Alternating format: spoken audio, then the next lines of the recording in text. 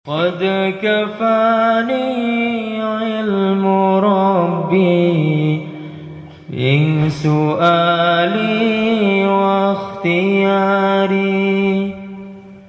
فدعائي وابتهالي شاهد لي بافتقاري.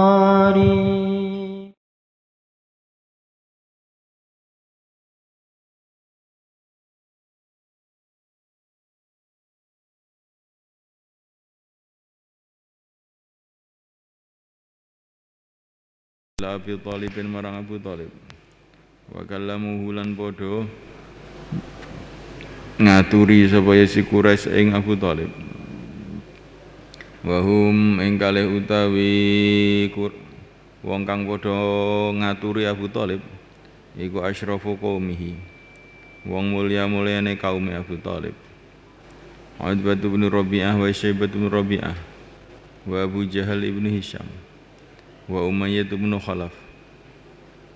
Di Abu Jahal ki gelar ya. Sing gelari wong Islam ya.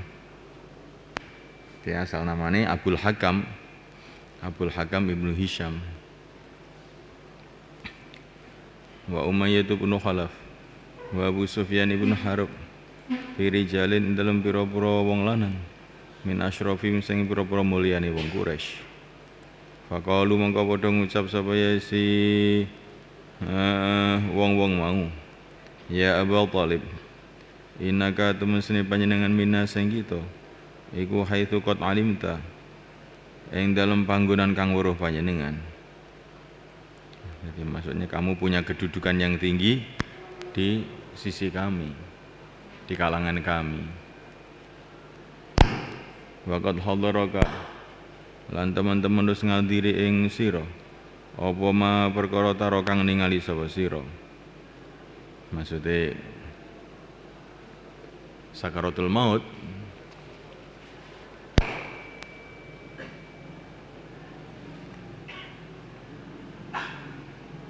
wa takhawafna lan ngrasa khawatir sapa kita alaika ing atase panjenengan. Waqad alimta lan teman-teman wis ngawruhi panjenengan alladzi ing perkara bainana kang ing dalem antarane kita baina bin ahik lan ing dalem anak antarane anak sedulur ira maksudnya Kanjeng Nabi.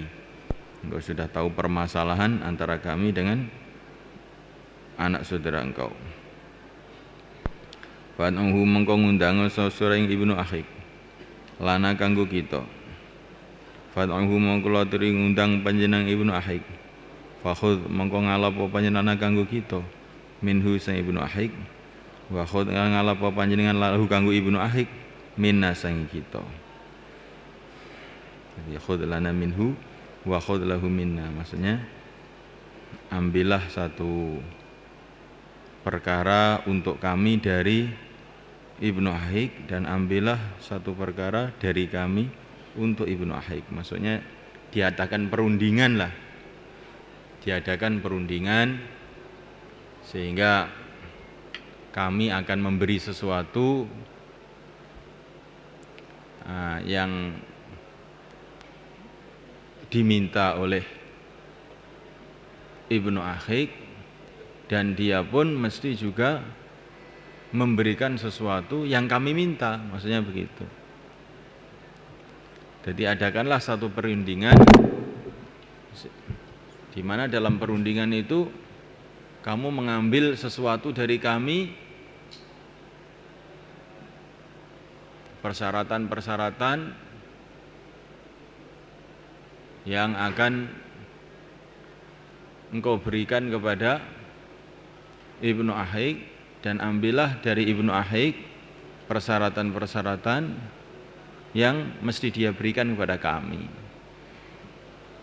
Sithik eding lah istilah wong Jawa, sithik eding. Jadi aja menangi dhewe wae.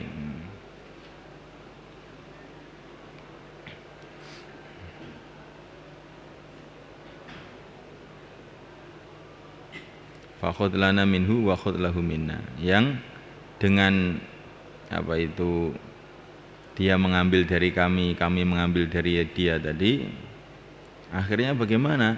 Liyakufa supaya nahan diri sapa Ibnu Ahik anna sing kita walene kufalan supaya nahan diri sapa kita anhu saking Ibnu Ahik waliyada'ana lan supaya ngumbar sapa Ibnu Ahik ing kita wa dinana sartane agama kita walinada'ahu lan supaya ngumbar sapa kita Ibnu Ahik wa dinahu sartane agamane Ibnu Ahik. Toleransi beragama. Toleransi beragama. Jadi toleransi beragama itu bukan made in Indonesia, sudah made in Abu Jahal sejak dulu sudah ada gitu. Jadi setelah Rasulullah SAW itu dakwah terus nggak bisa dihentikan, dimusuhi juga tetap jalan saja, maka akhirnya orang Quraisy itu mengambil jalan tengah tuh. Ambil jalan tengah. Sekarang kita mengadakan satu perundingan, ambillah sesuatu untuk Ibnu Ahik dan ambillah sesuatu untuk kami.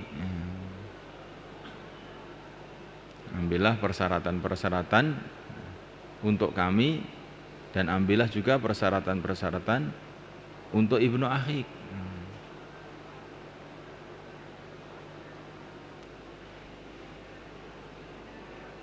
Jadi ambil jalan tengah, apa yang harus kita berikan kepada Ibnu Ahik dan apa yang mesti dia berikan untuk kita, sehingga kita ini bisa menahan diri, dia juga bisa menahan diri.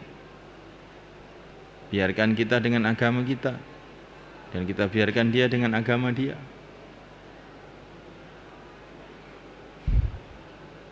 Paham gak maksudnya ini?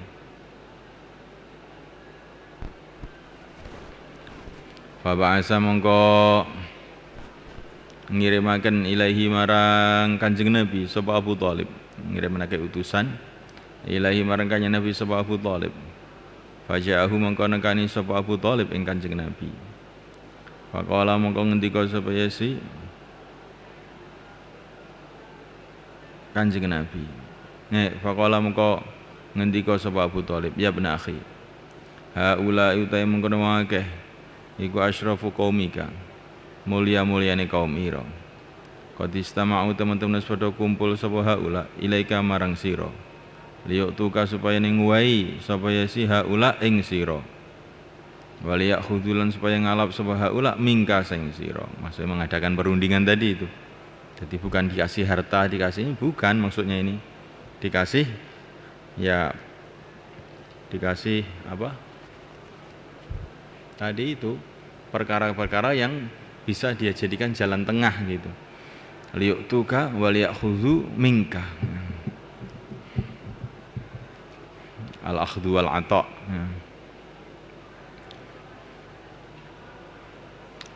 Kala ngendika sapa si rawi Ibnu Abbas. Faqala mongko ngendika sapa Rasulullah sallallahu alaihi wasallam, na'am ya. Kalimatan wahidah. Jaluk sapa ingsun ing kalimah kang siji. Tuktunah kang ngwehake sapa sira ing kalimah wahidah. Tamlikuna kang bakal bisa nguasani sira kabeh biya lan kalimah wahidah. Al-araba ing wong Arab. Wa tadinu lan dadi tunduk laku marang sira kabeh. Biha kelawan kalimah sapa al-ajam wa ajam. Faqala mongko ngucap sapa Abu Jahal, "Naam, iya. Iya tak wae nek njupung njaluk sak kalimah tak wae." Wa abika demi bapak ira wa asyra kalimatin lan tak wae sapa sira ing 10 kalimat. Nek mung njaluk sak kalimah tak wae, 10 kalimah pun tak wae. Kala ngendika sapa kanjeng Nabi taquluna padha ngucap sira kabeh la ilaha illallah wa takhla'una lan ngelepas sapa sira kabeh mak ing perkara ta'buduna kang padha nyembah sira ing ming duni sang saliyane Allah. Wasafaku ya mongko padha keplok sapa ya si wong akeh biaidihim kelawan tangane wong akeh. Dadi keplok ya wis amalane Abu Jahal ya.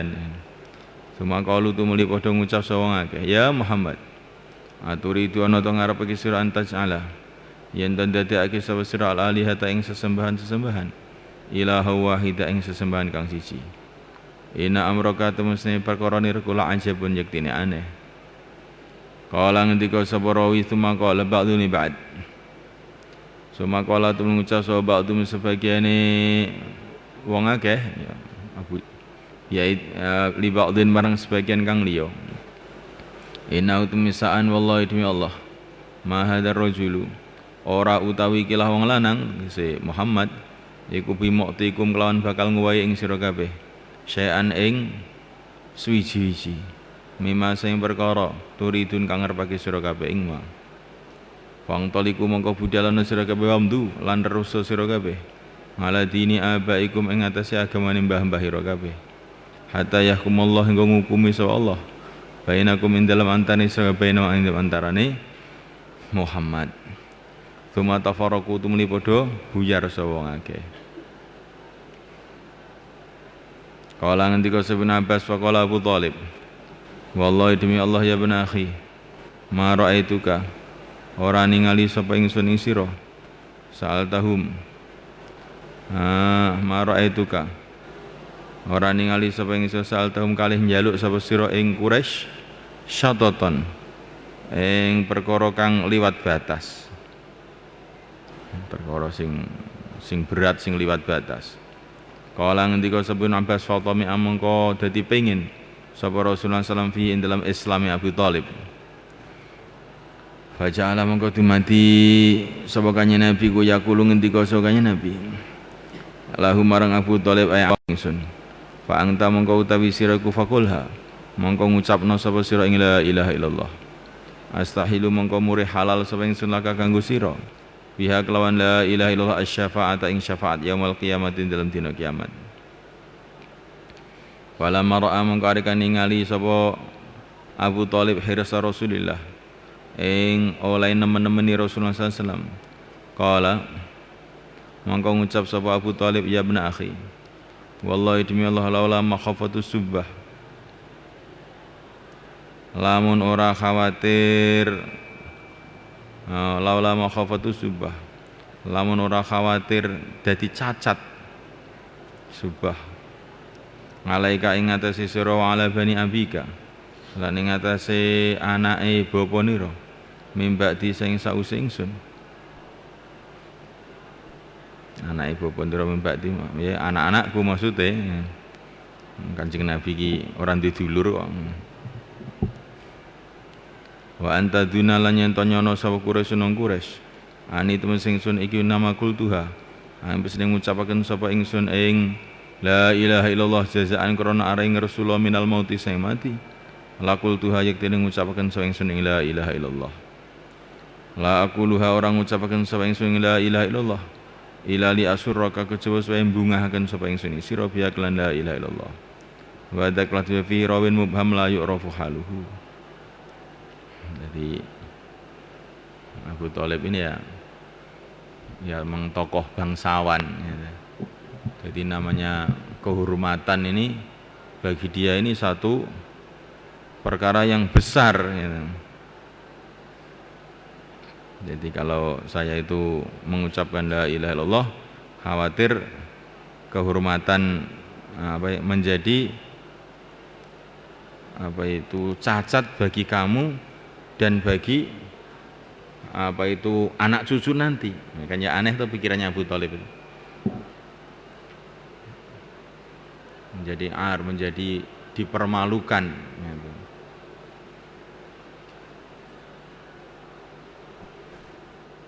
Maksudnya Abu Thalib itu bagaimana ya?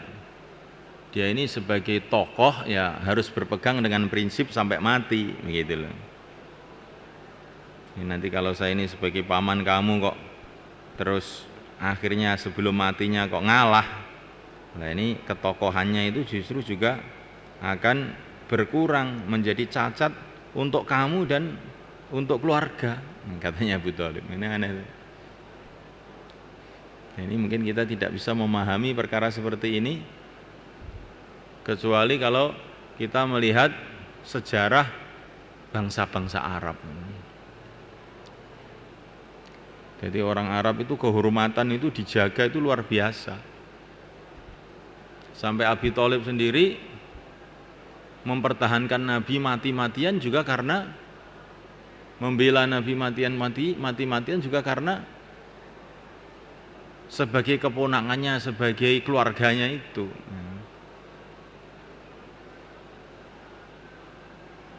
Subhanallah.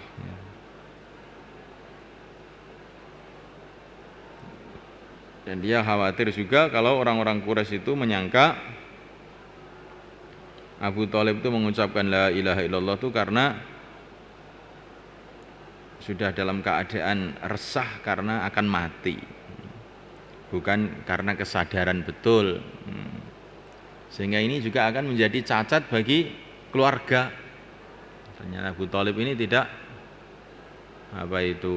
mengucapkan itu dengan tulus ikhlas, tapi karena sudah mau mati saja.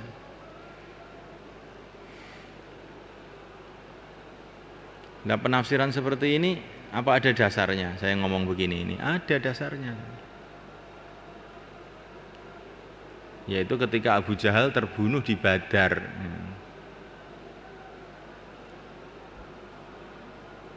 Ketika Abu Jahal terbunuh di Badar, maka ketika mau mati itu dia mengatakan laula akar qatalani. Seumpama yang membunuh saya itu bukan orang Madinah yang merupakan akar, yaitu petani, saya tidak menyesal dengan terbunuh ini. Kenapa yang membunuh saya itu bukan orang-orang Quraisy? Kalau yang membunuh saya ini orang Quraisy, saya bangga malah, karena sama-sama tokohnya. Tapi yang saya sedihkan itu bukan karena saya terbunuh, karena yang membunuh saya itu kok orang Madinah petani. Karena kamu harus tahu bahwa pada zaman dulu itu petani itu satu pekerjaan yang rendah gitu. Pekerjaan yang rendah. Maka orang Mekah itu nggak mau jadi petani.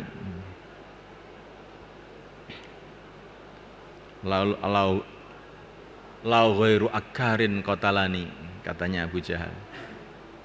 Seumpama yang membunuh saya itu bukan petani Madinah, saya tidak merasa menyesal dengan pembunuhan ini.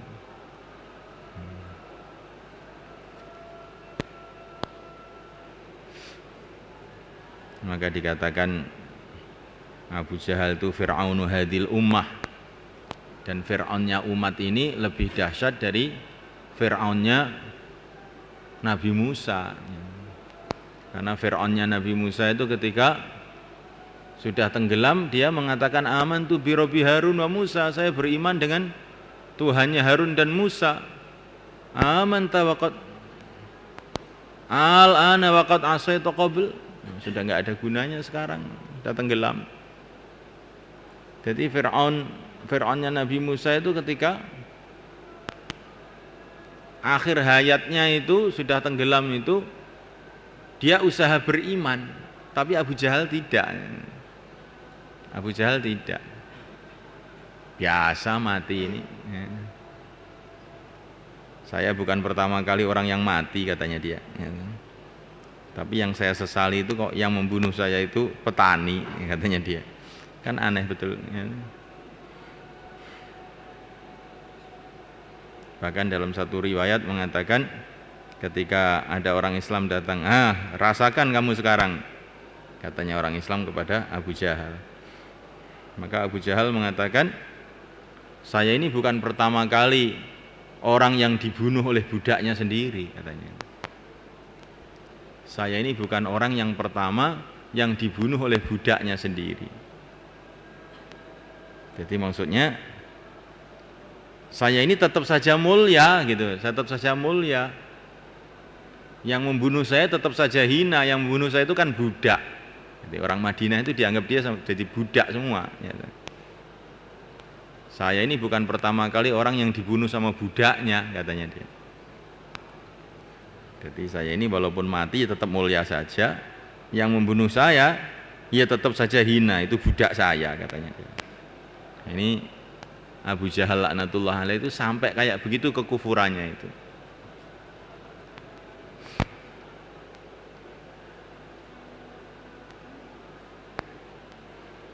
Faqala Abu Thalib, wallahi demi Allah. Jadi hal-hal begini ini perlu kamu renungi dalam susunan-susunan Hayatus Sahabah ini. Karena susunan-susunan Hayatus Sahabah itu ada kaitan budaya Arab pada waktu itu. Nah, ini kalau orang itu tidak tahu budaya Arab pada waktu itu, dia sulit untuk memahami apa yang dikehendaki dengan susunan-susunan ini. Maka kamu perlu renungi betul-betul.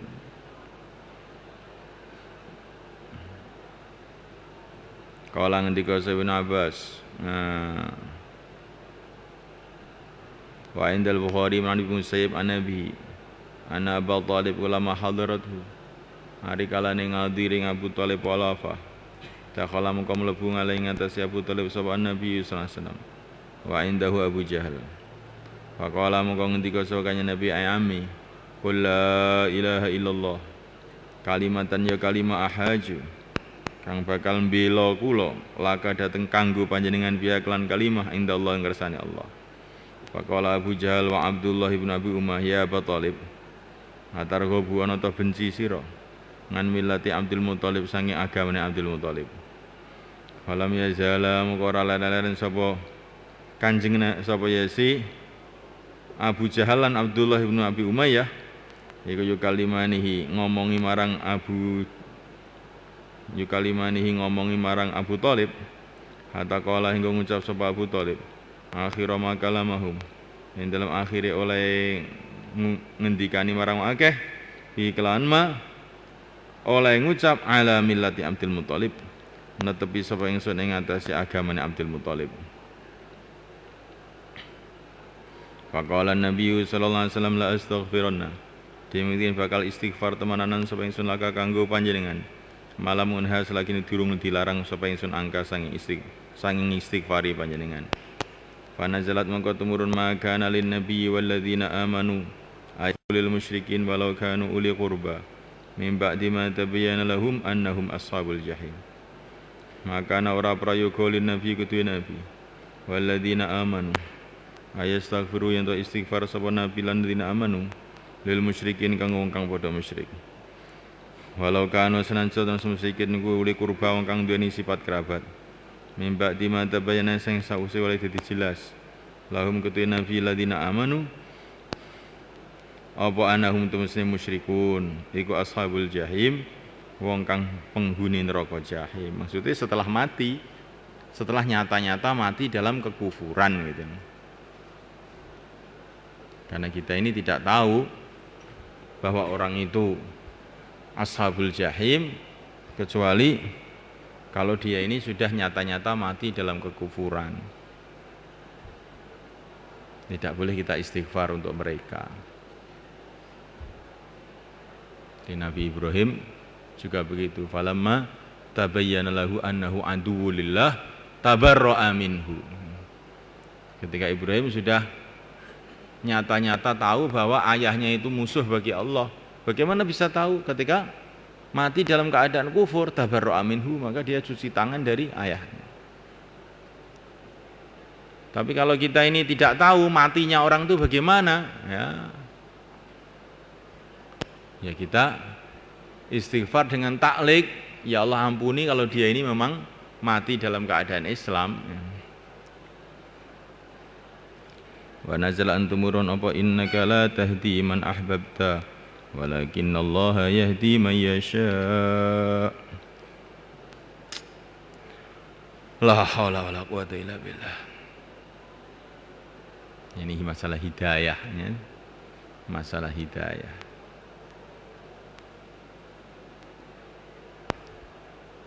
Hidayah itu milik Allah. Padahal Abu Thalib itu subhanallah dalam kamu baca sirah nabawiyah Ibnu Hisham, sirah nabawiyah, Dalailun Nubuwah lil Baihaqi dan sebagainya itu, Abu Thalib itu banyak sekali melihat mukjizat-mukjizat Nabi sejak Nabi masih kecil. Ya. Sejak Nabi masih kecil itu Abu Thalib itu sudah melihat mukjizat-mukjizat Nabi ketika dalam perjalanan ke Syam, di mana kalau beliau berjalan selalu dinaungi awan, ketika bertemu dengan Buhaira pendeta Nasrani di Syam dan sebagainya. Jadi Abu Thalib itu sudah cukup data, 1000 data membenarkan Nabi. Dan dia yakin kalau Nabi itu benar. Dia yakin kalau Nabi itu benar. Bahkan dalam beberapa riwayat Abu Thalib itu banyak sekali mengucapkan syair-syair yang menceritakan kebenaran Nabi dan kemuliaan Nabi.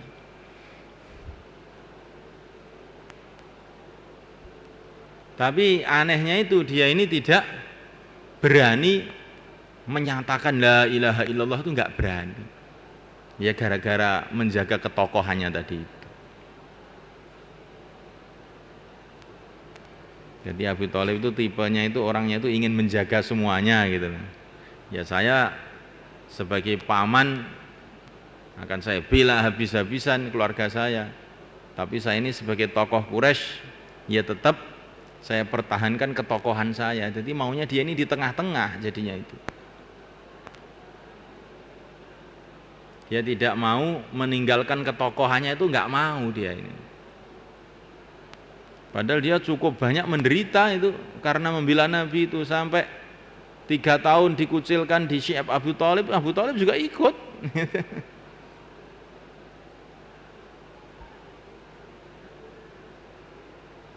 Ya, tapi itulah Masya Allah, hidayah itu mahal ya. Jadi bukan orang itu kalau sudah korban itu mesti dapat hidayah, itu juga tidak. Makanya innaka la tahdi man ahbabta. Subhanallah. Orang yang digunakan oleh Allah untuk memelihara Nabi sejak kecil. Bayangkan. Lah kok enggak dapat hidayah? Ini kan betul-betul perkara yang aneh.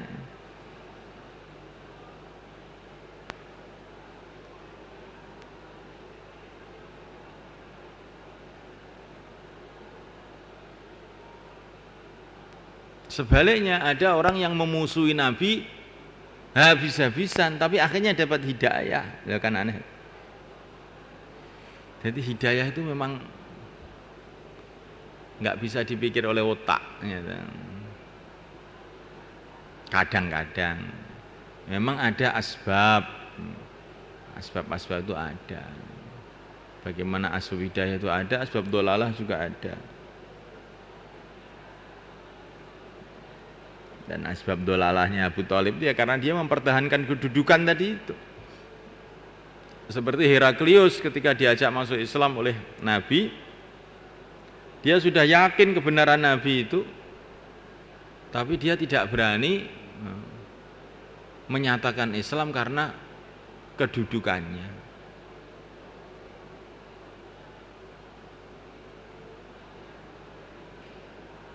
Jadi ini menunjukkan apa kesimpulannya dalam fikih itu? Kesimpulannya bagaimana? Orang itu walaupun yakin terhadap benarnya Islam, benarnya Nabi, tapi kalau dia tidak berani menyatakan la ilaha illallah Muhammadur Rasulullah, ya tidak dihukumi Islam. Tidak dihukumi Islam. Jadi Islam itu bukan hanya dalam hati saja, tidak. Harus syahadatu alla ilaha illallah wa anna Muhammadar Rasulullah.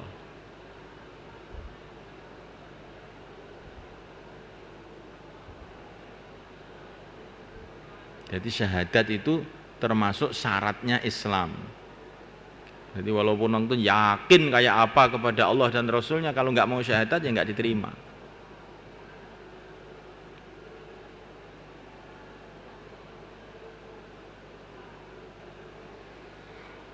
Wa akhraja Allah min tariqin akhar anhu binahwihi wa qala fihi falam yazal Rasulullah sallallahu alaihi wasallam ya'ridha, nawaraken marang kalimah haling atas Abu Thalib.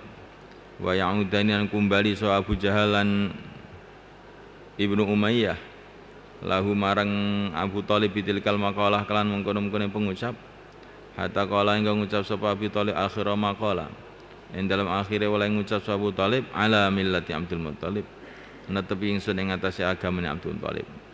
Wa abalan bangkang sapa Abu Thalib ayakula yen ngucap sapa Abu Thalib la ilaha illallah. Wa qala an-nabiy sallallahu alaihi wasallam amala astaghfiranna laka, ama iling la astaghfiranna demi iktine bakal istighfar temenan sing laka kanggo sira malam munaha angka. Fa anzalallahu ta'ala yakni ba'da dzalika fa dzakarul ayatain. Wa kadara Imam Ahmad wa Muslim an Nasai Tirmidzi Nabi Hurairah radhiyallahu ta'ala qol lama hadarat alikal ngadiri apa wafat lama hadarat ngadiri apa wafat Abi Thalib atahu mongko nekani Abu Thalib sapa Rasulullah sallallahu alaihi wasallam faqala ya ammah kula ngucap sapa la ilaha illallah asyhad mongko nekseni sing sulaka kanggo panjenengan biak lan la ilallah yaumul qiyamah. Faqala mongko ngendika sapa Abu Thalib laula antu anyironi lamun ora khawatir ento ngisen ingsun sapa Quraisy nang Quraisy yakuluna kalih padha ngucap sapa Quraisy mahamalu orang gelemaken ing Abu Thalib ngalahi ing atase ucapan la ilaha illallah apa ila fazaul maut kejaba ngersula krana mati la akratu yatini nyenengaken so ingsun biak lan la ilaha angka ainaka ing mata nira wala aqulu lan orang ngucapaken sing ingsun la ilaha illallah illa li akhira kejaba supaya nembungaken sapa ingsun biak lan la ilaha ainaka ing mata nira wa anzalallahu azza wa jalla innaka la tahdi man ahbabta walakinna Allah yahdi man yasha wallahu a'lamu bil muhtadin kada fil bidayah. Masyaallah, ini masalah hidayah, tapi juga mesti kamu ambil cerita ini masalah dakwahnya juga. Jadi bagaimana Nabi itu mendakwahkan agama itu sampai kepada akhir kehidupan orang-orang di sekitarnya itu. Abu Sakaratul Maut didatangi oleh Nabi. Dan ini terus begitu, kalau Nabi itu mendengar ada orang yang mau mati didatangi untuk diajak masuk Islam. Ini cerita-cerita begini ini juga ada di Madinah. Ketika anak muda Yahudi diberitakan kepada Nabi sakit, maka Nabi mendatanginya diajak masuk Islam.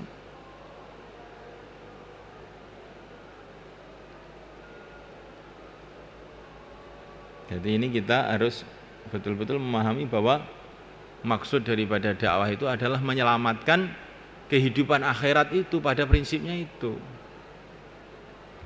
Bukan golek bolo dakwah itu, menyelamatkan umat. Nek golek bolo ngusar mati atau apa-apa gunane? Masuk Islam ya ora kena dimanfaatne apa-apa. Ya. Tetapi dakwah ini adalah untuk didorong dengan rasa sayang untuk menyelamatkan akhiratnya umat ini pada prinsipnya itu.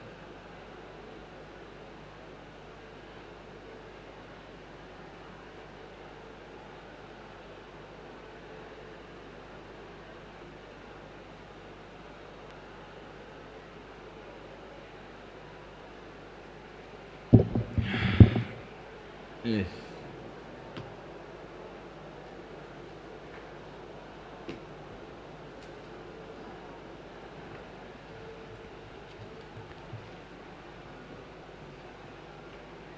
Nanti.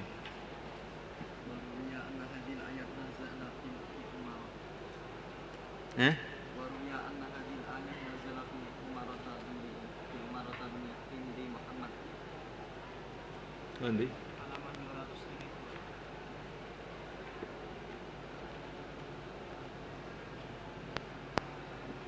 Sini.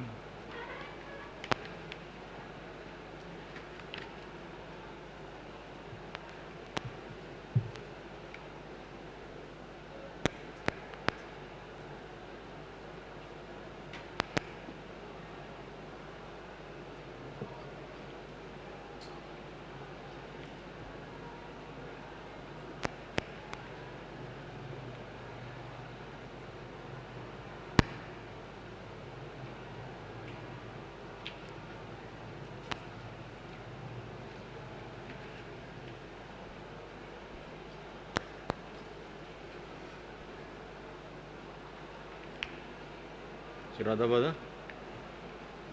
Surat apa?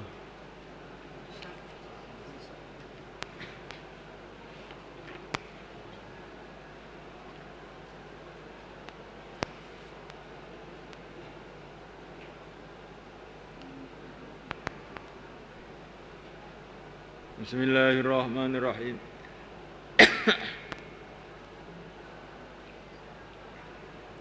Wa ruwiyalan diruyatakan anna hadil ayat atau masaikil ayat iku nazalat tumurun apa hadil ayat fi Amrata binti Muhammad bin Maslamah wa zawjiha Sa'ad bin Rabi' tazawwajaha ngawini sapa si Sa'ad bin Rabi' ing Amrah wa ya ing kalih utai Amrah iku syabatun isih nom. Fala ma'ala mongkadekane wis ngluhuri ing Amrah apa al-kibaru sifat tuwa. Itu maksudnya sudah tua tapi susunan bahasa Arab itu alaha al-kibar ya. Jadi sudah diatasi dengan sifat tua, tadi sudah tampak tua. Sudah. Tazawaja mongko ngak kawin meneh sapa ya si Sa'ad bin Rabi' syabatan ing wadon kang isih enom. Wa atharaha lan ngutamakaken sapa si Sa'ad ing syabah alaiha ngalah-ngalahaken ing atase Amrah. Wa jafaha lan ngedoi sapa ya si Sa'ad bin Rabi' ing Amrah. Jafa ya wis ora merdulekne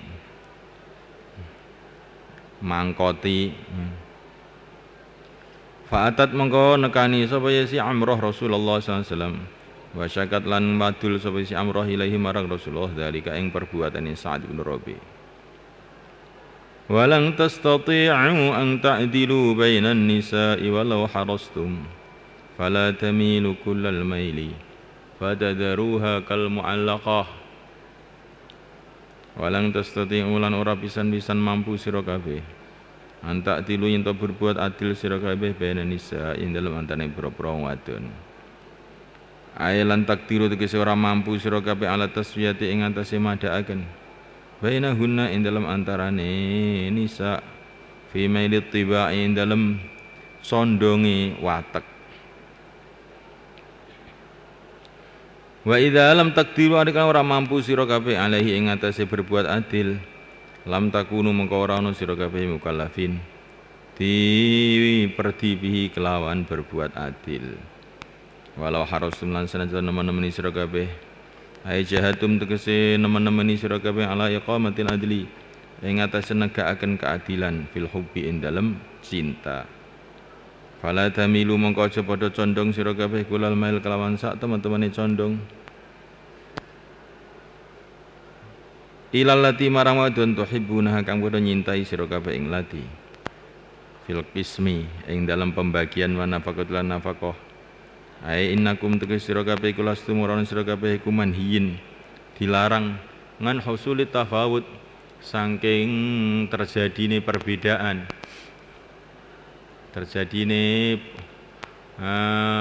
pertautan, perbedaan fil mailil qalbi dalam condong ati.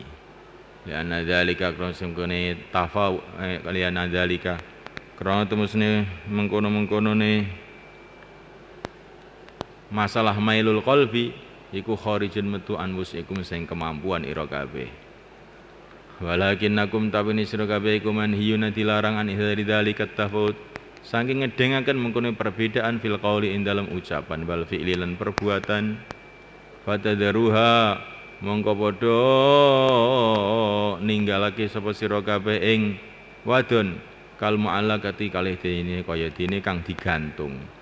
Ai fatab ka tegese tetep bal ukhra wadon kang weneh kang ora disenengi la ayimun ora kalih utawi ukhra iku ayim ora duwe bojo waladatu ba'lin lan ya ora kena diarani duwe bojo. Diarani duwe bojo ora tau dikumpuli, diarani gak duwe bojo nyatane ya ora dipegat. Kama ana syai'a kaya dene temen suci-suci al mu'allaqi kang digantungaken iku la yakunu ora ana apa syai' iku alal ardi ing atase bumi wala ala sama lan ora ing atase langit. Wa fi qiraati ubeh fatadharuha kal masyunah kaya dene wadon kang digunjara. Wa ing tuslihu lan lamun dandani sira kabeh mak ing perkara maudha kang wis liya apa ma min mailikum saing condong ira kabeh wa wa tatadaruk. Tadaraka ya tadaraku. Lan padha nyusuli sira kabeh ing mamadha bi taubati kelan taubat wa tatakulan padha takwa sira kabeh. Bil mustaqbali ing dalam zaman kang diadepake ngan misli sing sepadane mamadha. Ghafarallahu lakum dzalika imkune mamadha. Fa innallaha mangko temen suni Allah. Kana ana sallahu ghafurur rahima akeh pangapurane to welasan. Fa yaghfiru mongko ngapura sa Allah mak ing perkara hasala kang terjadi apa fil qalbi amali sing condong ila ba'dina marang sebagiane nisa azwaj duna ba'din dudu sebagian kang liya. Wa yatafadzalu paring anugerah sa Allah alaikum ing atas sira kabeh bi rahmati iklan rahmati Allah. Jadi ini yang kaitan karo ayat wa in khiftum alla ta'dilu fawahidatan. Tetapi keadilan yang dimaksud di sini ini adalah keadilan yang sebatas kemampuan manusia, bukan keadilan yang 100%, yaitu keadilan urusan nafkah, urusan waktu, urusan ucapan. Tapi masalah keadilan urusan yang di luar kemampuan manusia, condongnya hati kepada sebagian istri dan sebagainya ini, nah ini di luar kemampuan, ya la yukallifullahu nafsan illa usaha. Maka wa in khiftum alla ta'dilu itu tidak boleh jadi hujah bahwa kawin itu tidak boleh lebih dari satu. Karena ini sebagian negeri Arab seperti di di Tunis, ya ini karena terpengaruh orang Barat, ya, itu mereka membuat undang-undang kawin lebih dari satu itu nggak boleh. Karena dengan dasar wa in khiftun ala ta'dilu fawahidatan digandengkan dengan ayat walan tastati'u an ta'dilu bainan nisa. Sudah divonis oleh Allah kamu nggak bisa buat adil. Makanya kamu ya sudah nggak boleh lebih dari satu kalau begitu. Lah ini pemahaman yang keliru. Justru walang tastati'u an ta'dilu bainan nisa ini walau harastum fala tahmilu kullal mail fadadur kal mu'allaqah ini rukhsah. Jadi keadilan yang dimaksud itu ya keadilan yang sekemampuannya manusia, bukan keadilan yang lebih dari kemampuan manusia.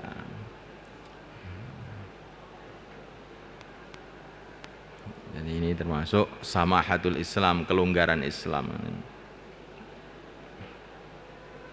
Ya itulah memang di sini ini ujian, ya. Ini ujian bagi wanita, ya, ujian juga bagi laki-laki.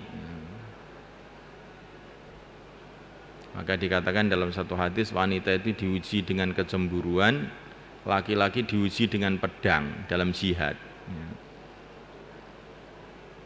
Jadi wanita ini kalau kena kecemburuan ini bisa hilang akalnya, ya, sehingga dia akan merusak segala aturan.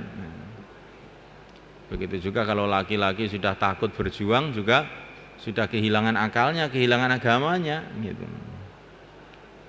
Timang dunia ini dijadikan oleh Allah Subhanahu wa taala itu ya ujian. Enggak ada yang bisa puas semua, itu enggak ada di dunia ini. Laki-laki pun dalam kehidupan berumah tangga itu enggak ada ceritanya bisa puas 100%. Enggak bisa, ya. Dunia kok puas itu. Surga, ya.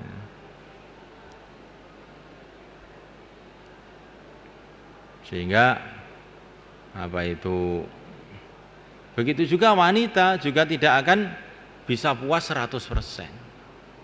Tapi kalau kita ini memandang dunia ini memang ujian, ya dalam tidak kepuasan itu kita tetap menjaga agama, ya selamat semua. Akhirnya ke surga puas semua 100%.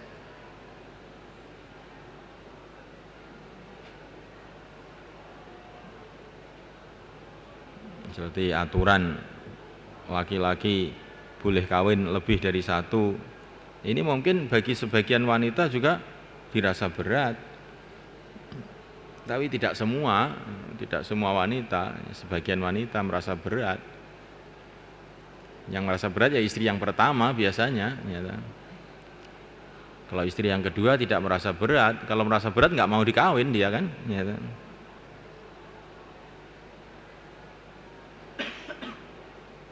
Jadi apa itu perkataan ini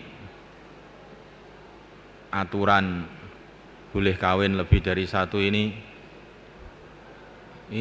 apa itu satu aturan yang memberatkan wanita. Ini kata-kata ini juga tidak benar gitu. Kata ini nggak benar. Karena dia ini kawin yang kedua dengan wanita juga kan.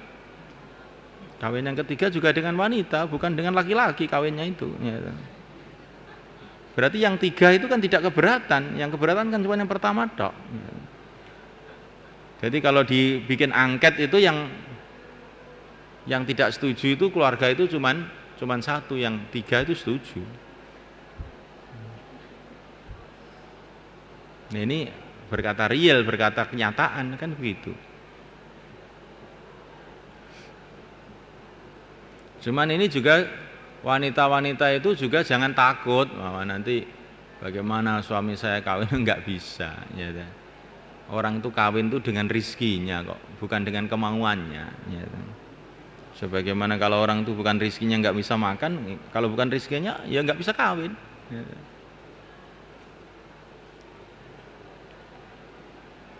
Jadi percaya itu akan berjalan dengan takdir. Jadi jangan sampai aturan demikian ini kemudian wanita itu terus ketakutan, terus marah terus sama suaminya, khawatir suaminya kawin lagi dan sebagainya. Itu pemikiran setan itu, ya. Pemikiran setan. Kalau bukan rizkinya nggak bisa. Nah kalau sudah rizkinya kamu nggak bisa ngalang-ngalangi.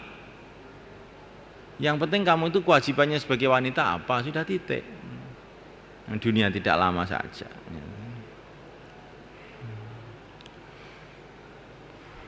Orang mungkin memandang apa itu kawin lebih dari satu ini satu kemudahan yang luar biasa untuk laki-laki.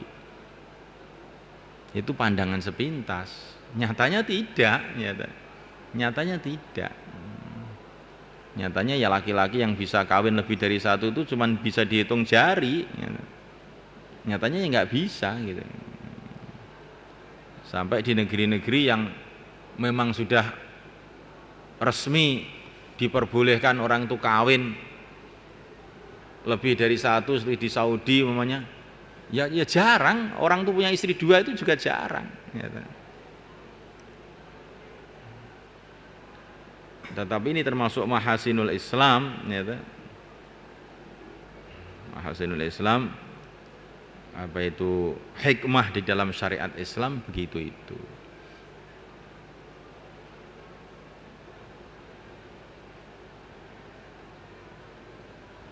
Nah, itu namanya Abdullah Karkun dari Australia. Penanggung jawab Australia, penanggung jawab Sydney. Dia cerita, dia ini guru SD. Guru SD satu kelas muridnya ada 35. Tapi 35 itu yang tahu ayahnya cuma 5 saja. Yang 30 itu nggak tahu ayahnya siapa. Coba bayangkan ini.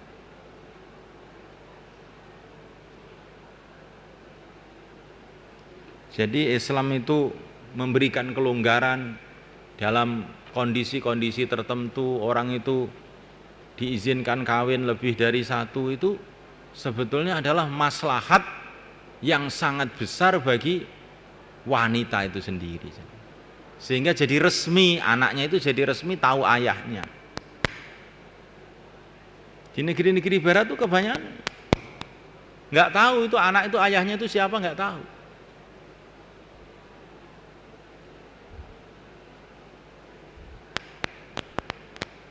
Apalagi didukung dengan aturan dari Vatikan, orang tidak boleh cerai. Ya. Orang itu kalau sudah kawin nggak boleh cerai sampai mati. Ya. Maka akhirnya itu orang tuh nyelonong sana, nyelonong sini, sudah nggak karuan jadinya itu. Jadi kelihatannya di negeri barat itu secara undang-undang laki-laki itu tidak boleh kawin kecuali satu. Pada hakikat prakteknya akhirnya jadi semua wanita jadi istrinya. Ya. Jadi pelacuran apa itu pelacuran massal jadinya. Dan ini perlu difahami betul-betul oleh kita ini, bahwa aturan Islam itu mengaturnya Khalik itu ada terbaik, yang terbaik. Tapi kalau Islam ini orang itu diizinkan resmi genah, ya mungkin ini ada keberatan, tetapi itu jauh lebih baik daripada laki-laki itu jadi pelacur, daripada sembunyi sana sembunyi sini.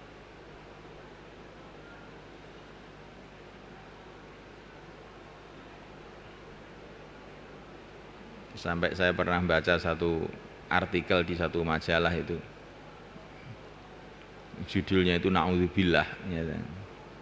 Jadi diadakan satu penelitian itu kepada orang-orang kaya, ya, di Indonesia ini lah, ya. Ada orang kaya, bagaimana kehidupan kamu itu? Ya ternyata kebanyakan mereka ini pezina semua, ya. Kemudian oleh yang mengadakan penelitian, kenapa kamu tidak kawin saja? Oh saya, kalau kawin itu risikonya banyak katanya dia. Ya, harus menafkahi, harus bikinkan rumah, harus ke pengadilan, harus berantem dulu sama istri saya yang pertama. Nah, lebih baik berzina katanya.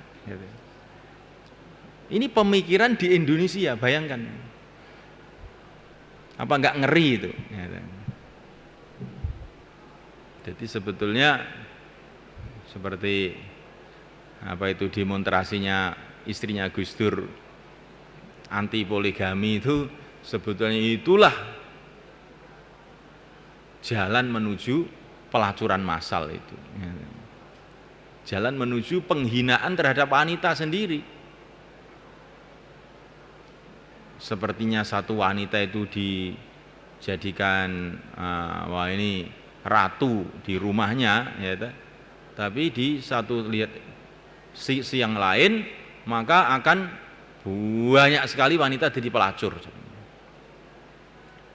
dan laki-laki juga, gara-gara itu. Jadi makanya syariat Islam itu Masya Allah indah betul, tapi tidak bisa difahami dengan sepintas nafsu. Nah, kalau syariat-syariat aturan manusia itu sepintas nafsu itu seperti cocok itu, cocok. Tapi nanti kalau direnungi membahayakan pada manusia itu sendiri. Yang bisa memahami syariat Islam itu hanyalah orang-orang yang betul-betul berpikir. Sampai ini kemarin ada itu orang Jerman datang ke markas itu cerita. Jadi ada seminar di Jerman. Yang seminar itu diadakan orang Yahudi untuk menjelek-jelekan Islam kaitan dengan poligami. Maka ya orang-orang perempuan-perempuan diundangin semua dengan pikirnya orang-orang Yahudi itu nggak ada itu wanita yang setuju dengan poligami, nggak akan ada. Maka dia cerita mengenai keburukan-keburukan poligami, keburukan-keburukan. Kemudian minta pendapat orang yang hadir. Satu wanita, bukan orang Islam, orang Nasrani asli Jerman, ditanya, gimana pendapat kamu? Kalau saya setuju poligami. Saya lebih suka menjadi istri yang resmi daripada saya jadi pelacur seumur hidup saya, katanya. Saya itu punya anak 8, nggak ada yang punya ayah, katanya. Sehingga akhirnya seluruhnya yang mikul biaya hidupnya saya sendiri semua. Kalau orang Islam tuh enak itu jadi istri resmi, katanya. Sehingga ada yang bertanggung jawab, katanya. Sehingga akhirnya seminar tadi itu buyar begitu saja, sudah pulang sendiri-sendiri. Ya coba ini. Tapi istilah Maulana Umar, namanya penyakit itu kalau belum parah kadang-kadang itu dirasa itu enak gitu loh. Seperti orang kena sakit gatel, kalau belum parah itu dikukuri itu malah enak, gitu. Tapi nanti kalau sudah tambah nemen bonyok lah baru teriak-teriak. Nah begitu juga kemaksiatan atau penyelewengan dari syariat Itu awal-awalnya itu sepertinya itu enak itu. Masyarakat itu longgar, pergaulan bebas, nggak usah repot-repot. Ya, pertama kali itu sepertinya itu macam enak gitu. Tapi jadi-jadinya pada akhirnya itu musibah bagi manusia itu sendiri.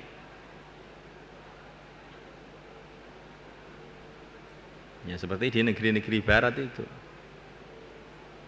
Didengungkan pertama kali keluarga berencana.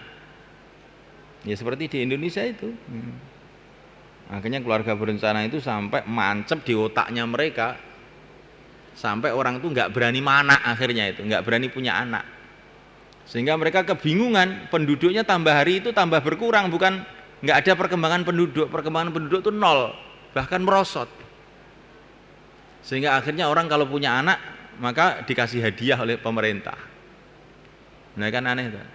Di negeri Cina juga begitu juga. Ini Cina ini negeri, negerinya sak miliar itu penduduknya. Orang yang punya anak lebih dari satu dihukum. Nah, tapi sekarang ini mereka balik, malah orang itu suruh punya banyak anak, kan aneh itu. Ajib betul. Nah ini Indonesia juga begitu, ini lagi-lagi tren-trennya KB, Madiun dapat hadiah, ya, karena berhasil KB-nya. Belum nanti kalau tahu-tahu penduduk itu habis, yang datang orang-orang luar negeri kerja di Indonesia, baru kapok nanti orang Indonesia itu. Iya. Seperti yang terjadi di negeri-negeri barat. Jadi justru orang-orang pendatang, imigran-imigran itu yang banyak dari luar negeri datang enggak karena penduduk situ enggak berkembang.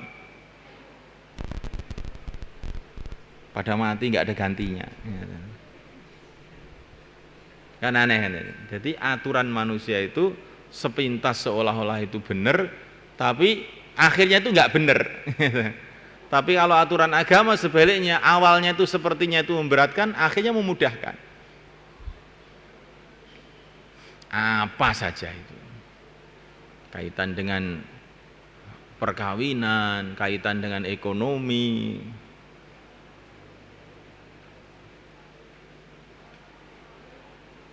Nyata kan di mana-mana bank kan bangkrut sekarang.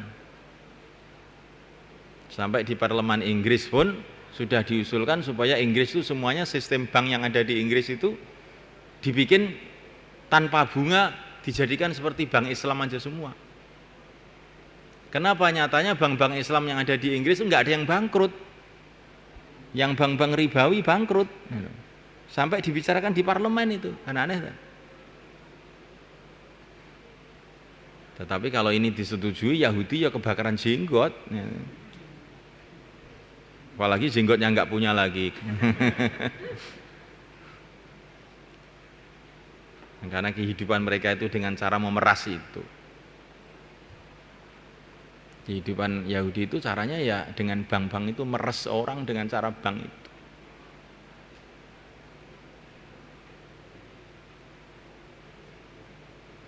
Orang suruh menghargai kertas yang tidak berharga pada hakikatnya itu.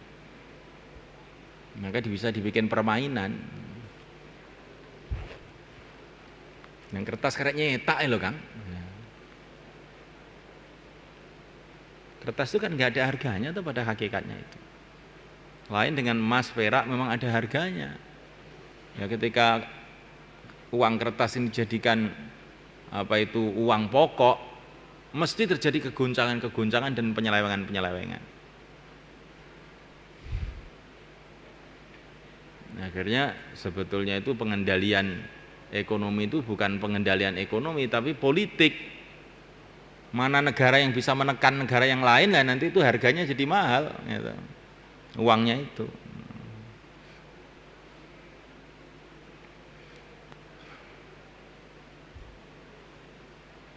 Jadi ini perlu kita renungi betul di syariat Islam itu syariat yang luar biasa, yang sempurna, yang hak, yang sempurna. Cuman dunia itu ada ujian. Setiap Allah SWT menurunkan aturan, pasti Allah menurunkan ujian seperti Bani Israel itu. Hari Sabtu nggak boleh jaring ikan ya. Setiap hari Sabtu ikan tuh malah bodoh nongol. Yauma yabtihim ya'tihim syurra'a wa yauma la yasbituna la ta'tihim. Itta'tihim haitanuhum yauma sabtihim syurra'a wa yauma la yasbituna la ta'tihim. Kalau bukan hari Sabtu hilang. Kalau hari Sabtu pada nongol.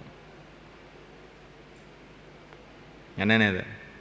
Begitu juga Allah SWT memberikan aturan ekonomi umpamanya dilarang riba. Nanti itu Allah munculkan itu ujian-ujian. Karena di mana-mana orang itu riba dan kelihatannya riba itu menguntungkan. Jadi perkara umum. Sehingga ini jadi ujian untuk orang yang mau meninggalkan riba. Ini kadang-kadang sudah belajar agama, sudah ini, tapi kalau suruh meninggalkan riba ya nggak bisa. Ini darurat katanya. Darurat apa? Wong kowe ninggalnya riba wong mati no piye daruratnya. Ya. Jadi Allah SWT kasih ujian. Nah, begitu juga urusan ini poligami ini juga Allah datangkan aturan, juga Allah datangkan ujian. Ujiannya itu apa? Ya wa ahudiratil anfusus syuha itu tadi.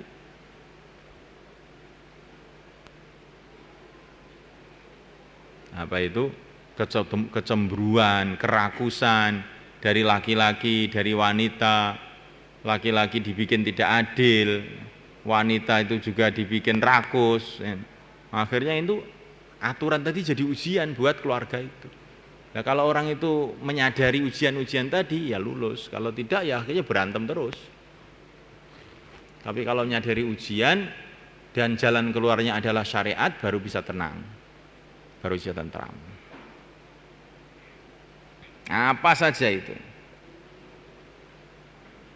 Kalau kita dapat kesulitan, ya, kalau dapat kesulitan apa saja, nanti mesti itu ada ujian. Ujiannya pertama kali apa?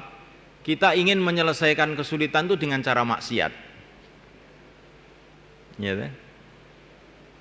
dengan cara nipu, dengan cara nyolong, dengan cara bletok, ya, dengan macam-macam lah. Nah, kalau kita ini memahami bahwa ini ujian dari Allah SWT, kita tetap pegang pada agama, akhirnya wa may yattaqillah yaj'al lahu makhraja. Tahu-tahu jalan keluar datang.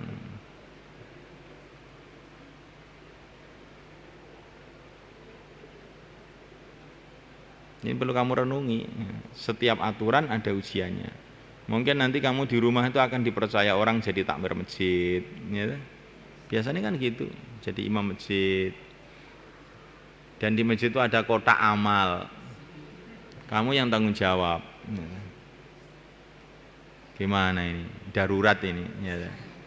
Ad-darurat tubihul mahdurat.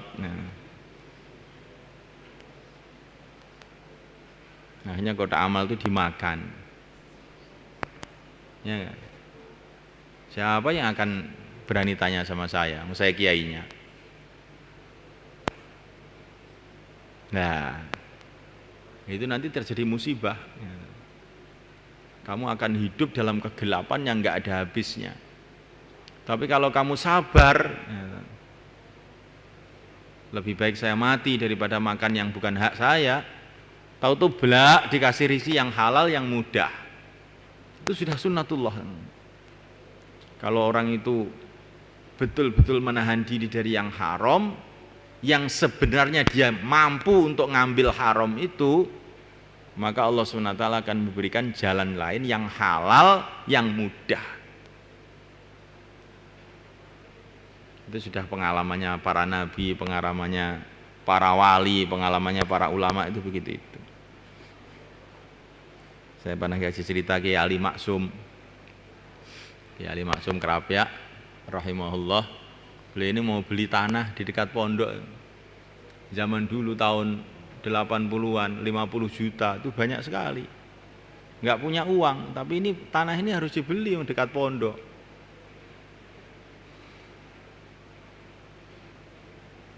Dan waktu itu masih gawat-gawatnya Pak Harto itu. Tahu-tahu Pak Harto ngirim LB Murdani datang situ bawa uang pas 50 juta.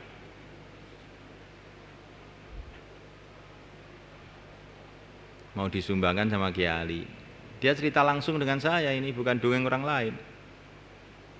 Maka Kiai Ali itu mengatakan, saya tidak mau. Maka LB Murdani itu, kenapa Pak Kiai nggak mau? Itu sana juga mau, Kiai sana juga mau. Saya tidak mau. Kenapa? Itu kan kiai-kiai besar, kata Kiai Ali. Itu kiai-kiai besar. Saya ini kiai kecil nggak berani, katanya. Insya Allah ditolak. Katanya Kiai Ali, kalau saya dikasih sama Pak Harto mungkin masih saya pikir-pikir, mungkin akan saya terima. Tapi kalau yang ngasih ini LB Murdani itu Yahudi, katanya dia.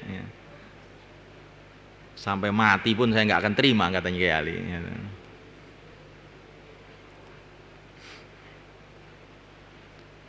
Nah, sudah begitu pulang LB Murdani. Masih nawarin lagi, Pak Kiai kalau saya kasih mobil bagaimana? Ini ada mobil. Saya sudah punya mobil kok. Sudah. Nggak mau. Kalau kamu jadi kiai ditawari begitu kira-kira gimana? Bisa nggak nolak kira-kira? Laisal khobar kalau muayana. Berita dengan kenyataan tuh lain, kan? Gitu. Nek pas gak duwe dhuwit. Lah kok ene wong nawari. Alah karom-karom sithik gak apa-apa. Darurat. Kuwabeh ning ngaji 10 tahun iki sing ngapal ngurusi tok-tok ad-darurat tubihul mahdurat. Sing liyane wis gak ening sing ngapal.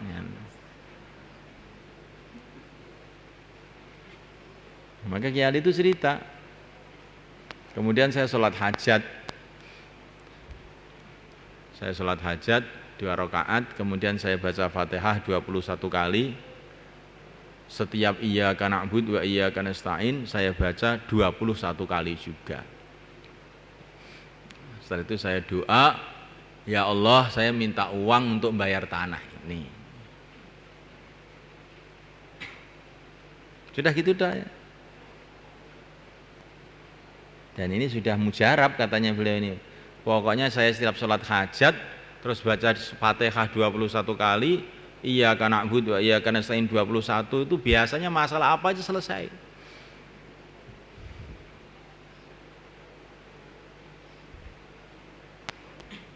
Itu waktu awal-awal dakwah itu. Saya khususi ke sana oleh Kiai Ali dikasih ijazah itu. Kamu amalkan ini, kata beliau ini. Nah,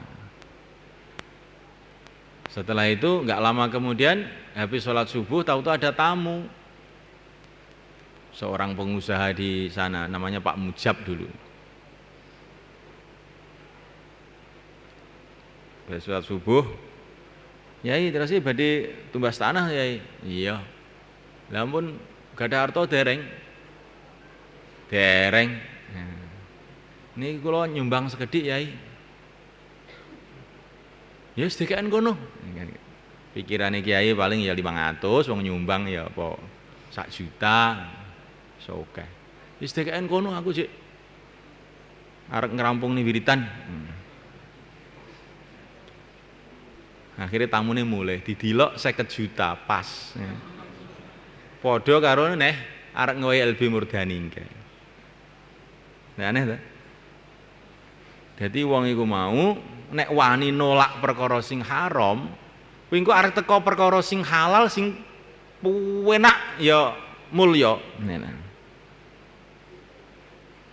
Ngerti kan? Iki ujiane santri iki ngono kuwi lho, Kang.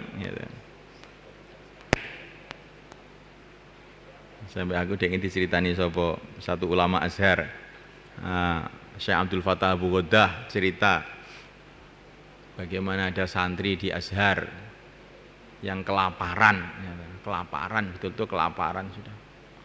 Akhirnya dia ini jalan-jalan di sekitar Azhar itu kan banyak rumah-rumah mepet-mepet gitu.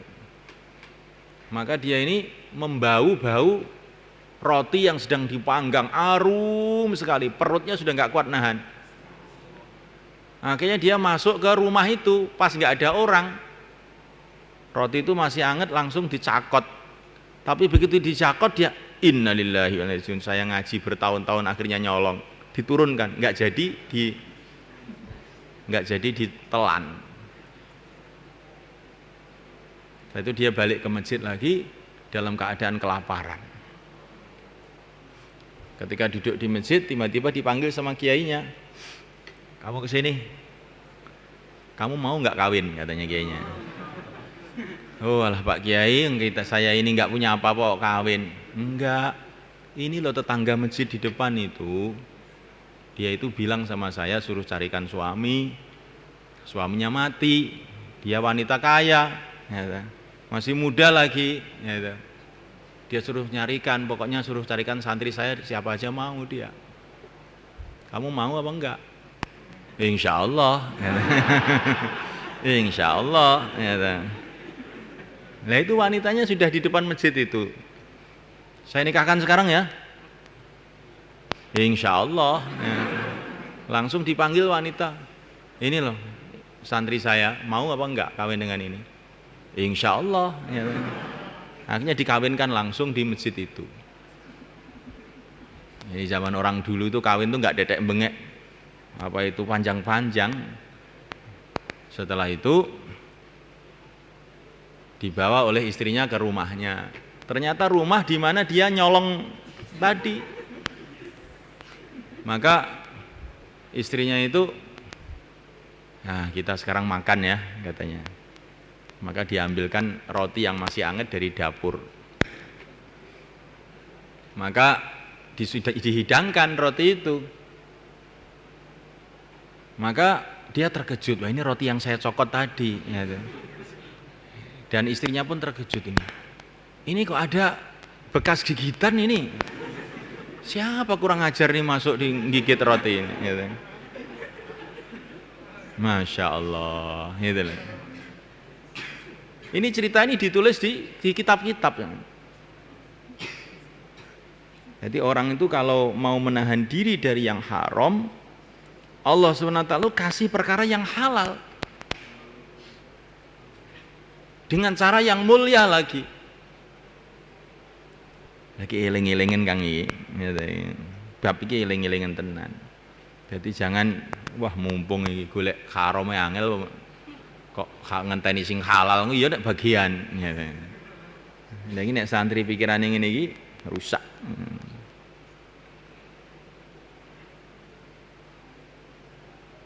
Maka waktu pertemuan apa itu wali santri itu. Pertemuan wali santri di Trangkil, ya. Nah itu kan banyak juga kiai apa bunyai dari Mojogeneng, dari sana apa itu Mojokerto sana ya, datang, itu heran itu. Ya. Cerita sama istri saya itu heran, pertemuan. Apa herannya?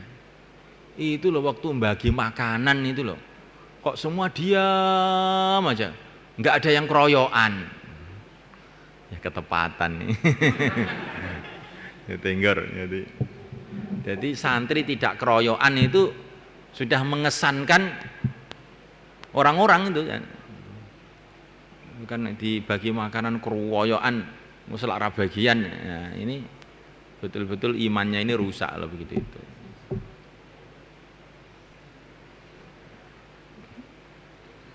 Maaf ya kawan. Ini sih tak omongin ini apa masalah ini ya. Dia ingin aku diceritani wong DPR Magetan niku. Niku sing kok santri-santri niku kok nggih teng DPR niku kok nggih disukani dhuwit kok nggih purun to tibake. Niki sing ngomongi duduk santri. Kula kinten santri niku mboten purun disukani dhuwit. Disuap lho sing santri sing di DPR lho maksudnya. Kok nggih purun. Niku jawab niku wis lali karo santri. Nek santri tenan nggih mboten purun niku. Niku biyene teng pondoke Mbeling akhire ngoten niku. Nek mau biyen niku tertib nggih mboten dadi DPR. Nek ngomong ngono kuwi tak tutupi, Kang, padha-padha santrine. Gak tutupi ya isin kabeh dadine niki. Dadi wong-wong sing ning njaba pondok kuwi ngira wong pondok kuwi wong apik-apik ngono lho, Kang. Nah sing dikira iki lho piye ngono. فلهذا سر أدعو في يساري وعساري أنا عبد صار فخري ضمن فاري